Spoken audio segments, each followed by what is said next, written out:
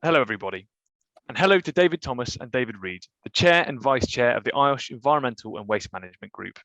Thank you for joining us to provide valuable insights about the environmental and waste management industry. This quick fire interview is for those who are starting out in their safety and health careers, or for those who are looking for a career change. Myself, Josh Calloway, and Tom, who are members of the IOSH Future Leaders Community Steering Group, will now ask a few questions to provide that insight. Over to you, Tom.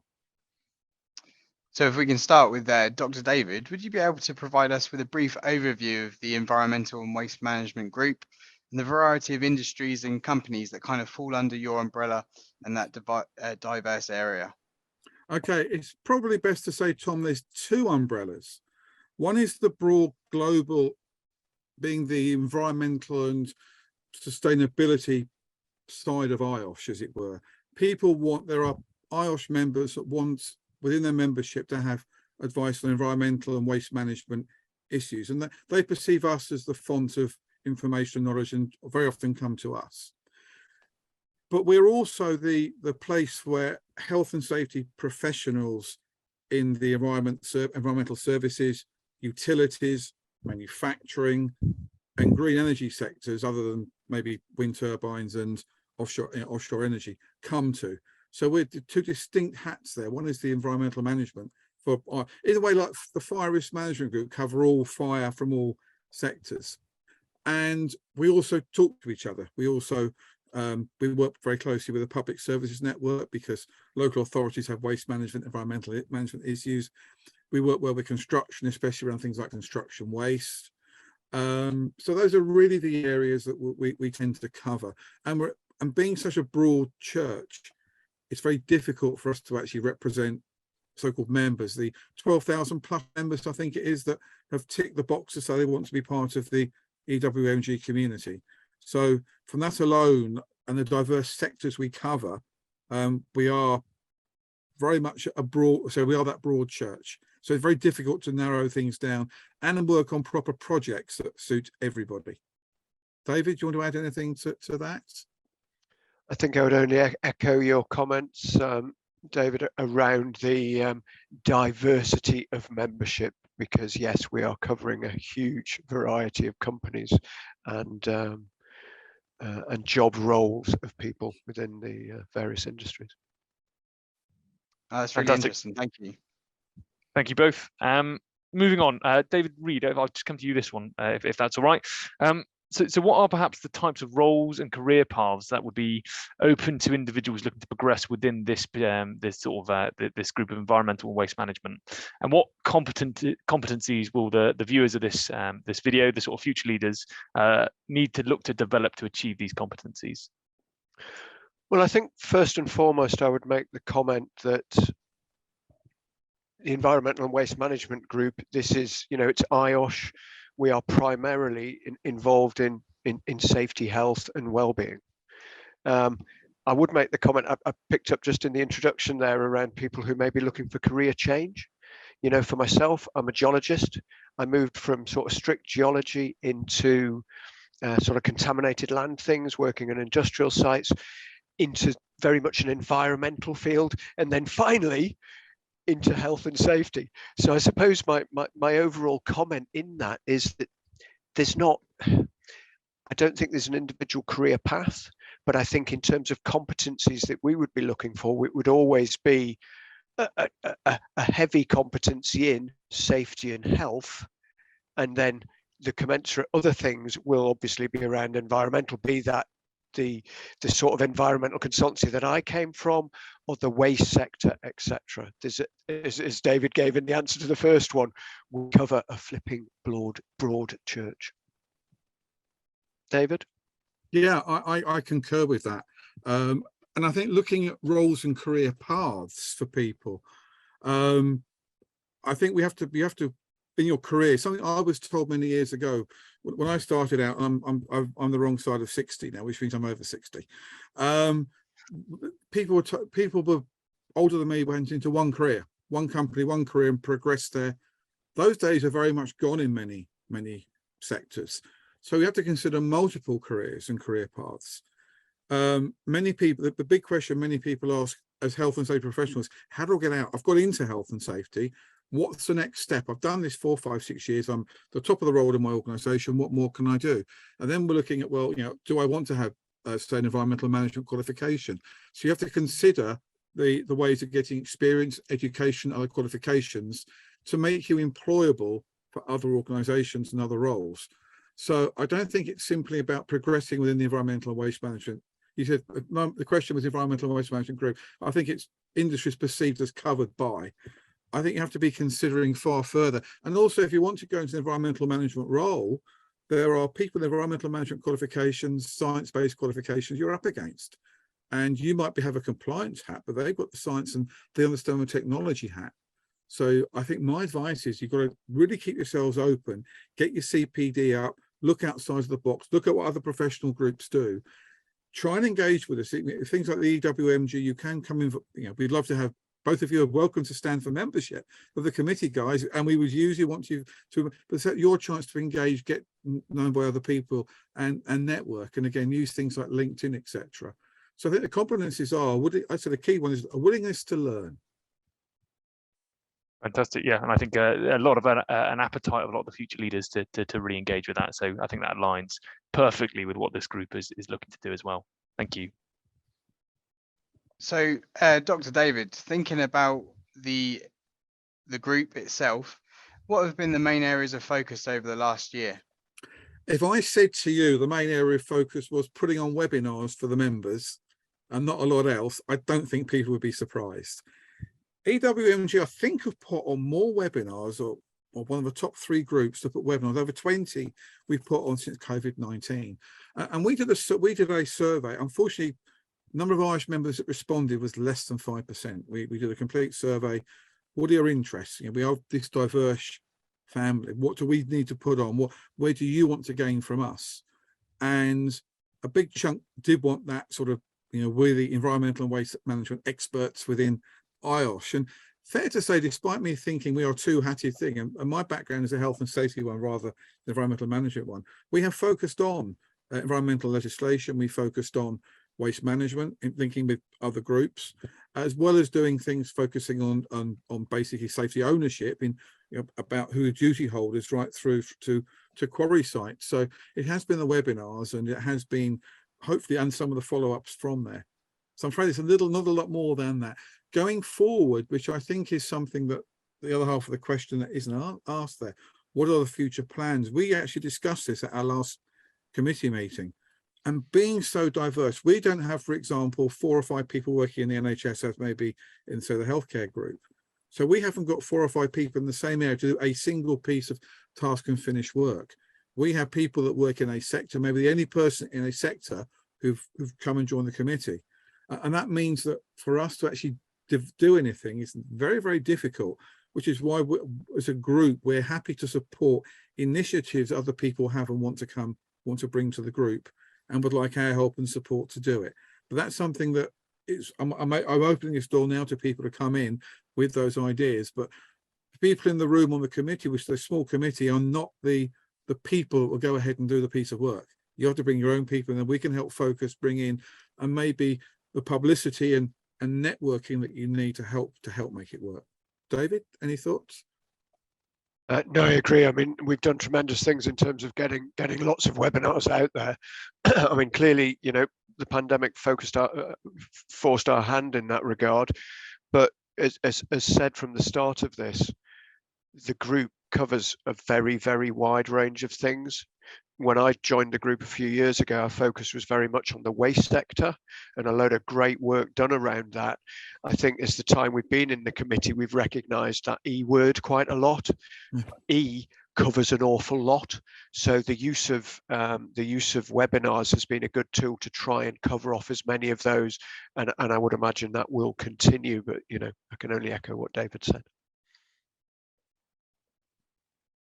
Fantastic, thank you very much. And yeah, great to see that the committee sort of positioning itself as not necessarily the immediate deliverers of work, but the kind of enablers of fantastic ideas within that committee. And I think that's something we echo very much in the Future Leaders Group, because you're a disparate small band of people, and you really want to enable the great stuff and great ideas that people have.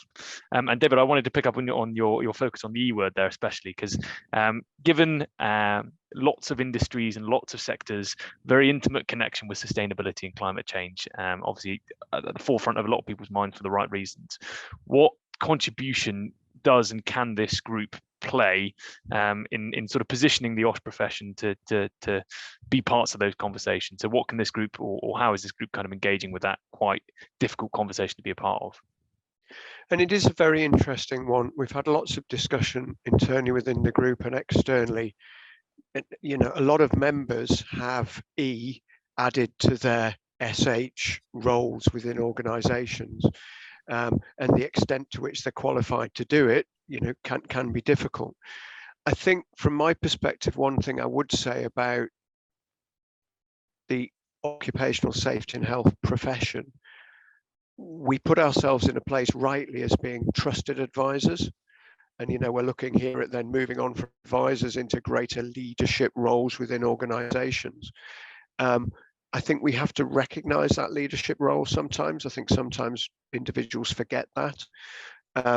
It then comes down to competence. If you're going to lead something, you need to know about the subject. So if we're looking at seriously looking at a role incorporating, as well as occupational safety and health, things to do with sustainability and climate change, it's for individuals to get the necessary skill sets or get the necessary support to allow it to be taken forward. But I think my key point here is we are very much in our roles the trusted advisors of organizations or the trusted leaders of organizations in those. So it's important to recognize that at all times. David? Fantastic, thank you. Yeah, I think it's a massively challenging question. And it's one about leadership. How can people become health and safety leaders? Standing aside sustainability and climate change. To be a leader in something, you need to be in that position. And I think we have this question asked at least 20 years ago. And an answer I gave at a health and safety conference recently, I said, actually, and this follows on the work of ERM, I think, did a couple of reports, 2016 and 18, that basically say we might be in the right position to become leaders in sustainability, but we haven't got the skill set and the knowledge. So I genuinely believe now that we have to actually change and become leaders. We have to go with leadership training and have to be prepared to move out of the health and safety role in order to take up leadership roles, because people want that skill set of working at senior level. I think it's fair to say that a number of IOSH members are also managers in their own right. It's fair to say. So I think we have to see that IOSH members are not always health and safety professionals. They can be leaders that want that in the so-called risky industry where they want to have that knowledge. I think IOSH is the strangest thing for IOSH is maybe push people away from health and safety to do other things as well. Stay as members, but then start to influence at that higher level.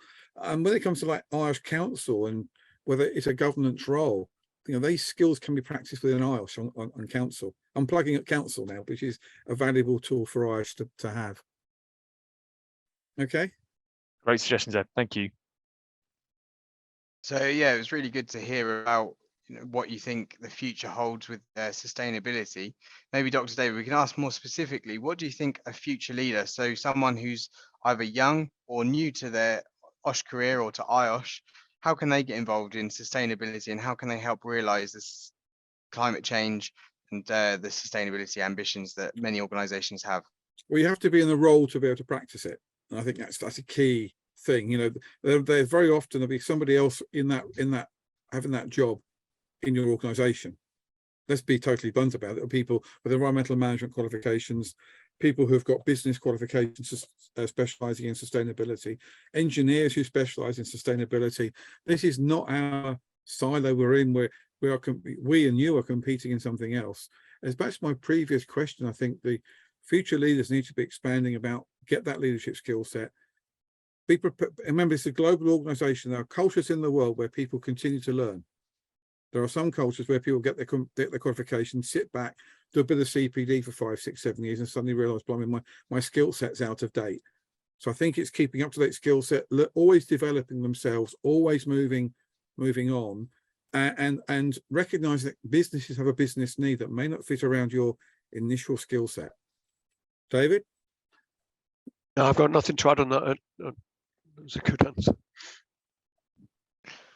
Yeah, fantastic. Thank you. Yeah, and I agree. I think yeah, people continuing that momentum of learning and ensuring that their skill set is adaptable enough to kind of keep at the rapid pace of the discussions of environmentalism and things like that. So yeah, thank you.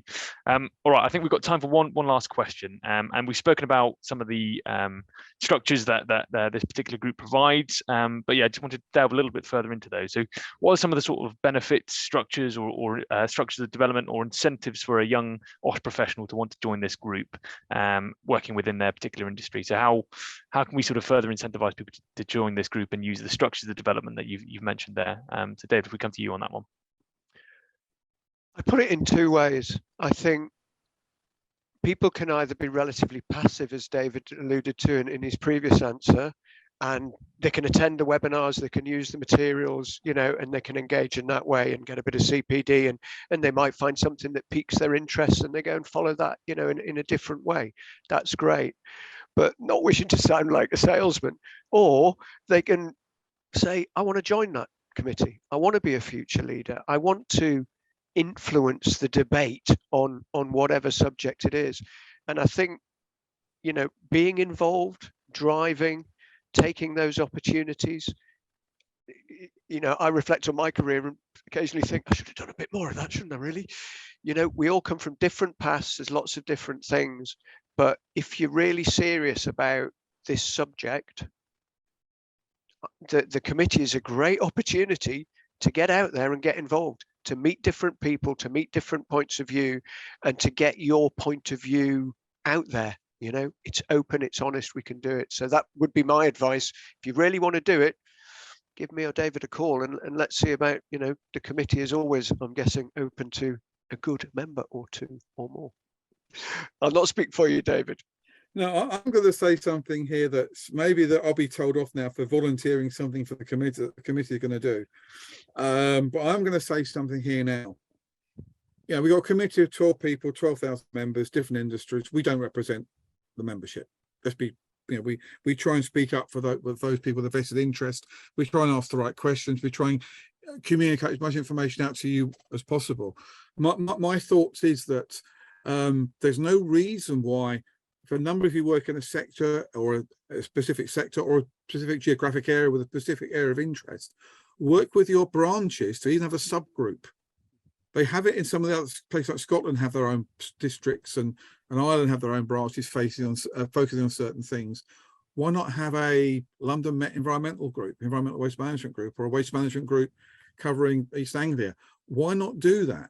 Have your own areas, and we're happy to plug things. We're happy to focus things. We can be that support and helping share that knowledge.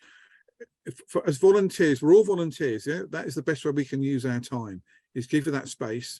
We can't give you money. We can't give you a room. We can't give you a building. But what we can give you is help signpost and point. And if enough people do that, there might be a group we pick up, have an idea in East Anglia, but they're also doing it, for example, in Oman. Hang on a second, global interchange. Do you guys want to talk to each other? And I think there's a shared thing we can do. So, you know, if there are groups of members within certain branches want to come to the committee and talk, we're happy to listen. No, that's brilliant. And that's not committing too much, is it, David? And that's fine. I understand what you're saying, and if I think about it in, you know, my personal work scenario, you know, yes, we've got various forums and committees, but specific bits of the business, quite happy for them to go and do a bit more if they want to do a bit more, and we'll coordinate, we'll help and support. You know, we'll only step in if we think you're heading off in a direction that's a risk to the business I work in. You know, it's a similar sort of thing that I could see as David's illustrated. Sounds really good. Grasp opportunity is the only comment I would finish with. Sorry, Tom.